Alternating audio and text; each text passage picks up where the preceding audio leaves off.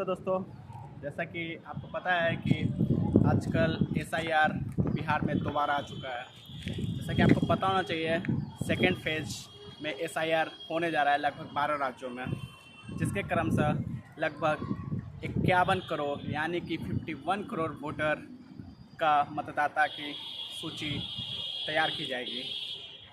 साथ ही मैं बताना देना चाहता हूँ कि बिहार में जो एसआईआर जो हुई थी उसका क्या इम्पैक्ट रहा, क्योंकि बताना इसलिए महत्वपूर्ण है कि चुनाव से पहले और चुनाव के बाद एसआईआर का मुद्दा गरमाया हुआ है। पहले आपको ये बता देना चाहता हूँ कि एसआईआर किया क्यों गया था। एसआईआर का फुल फॉर्म होता है स्पेशल इंटेंसिव रिवीजन। इसका मतलब ये होता है कि जैसे कि कई लोग जो होते हैं दो जगह वोटर आईडी यूज करते हैं, जिसके कारण इलेक्शन जो चुनाव आयोग है उन्हें डाउट होता है कि एक मतदाता की 2-3 जगह वोट डालते हैं। पहला, जैसे कि 18 वर्ष से लेकर अधिक उम्र वाले कोई मतदाता छूट ना जाए। दूसरा कारण ये था कि बहुत सारे जो लोग होते हैं एक जगह से दूसरे जगह जा चुके होते हैं। जैसे कि आप सपोज मान लीजिए कोई बिहार का व्यक्ति है, बिहार में ही बनवा कर रखा है, कोई दिल्ली में गया है, वो दिल्ली में ही बनवा कर रखा है।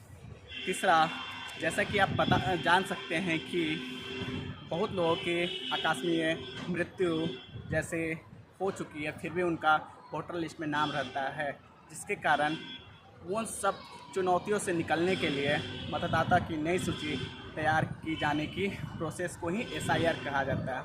ये हमारे लोकतंत्र में, डेमोक्रेसी में ये कहा गया है कि समय समय पे इस चीज़ पे अपडेट करते रहना चाहिए। जैसा कि आपको अब मैं ये बता देना चाहता हूँ, जैसा कि बात बिहार की कर लें, बिहार में लगभग 750 करोड़ वोटर हैं, जिसमें से 64 लाख लोगों का नाम काटा गया है।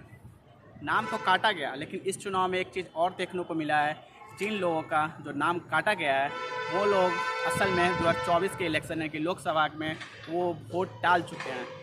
अब इसमें क्या कहा जाए कि चुनाव आयोग की लापरवाही है कि क्या कहा जाए, ये आप लोग खुद तय कर सकते हैं। अब आगे भी देखना है कि 12 राज्यों में जो होने वाला है एसआईआर उस पर क्या नई चुनौतियां आती है। जैसे कि बिहार में तो चुनौती आ गई, लोगों ने देख लिया कि एसआईआर होना चाहिए था या नहीं होना चाहिए था।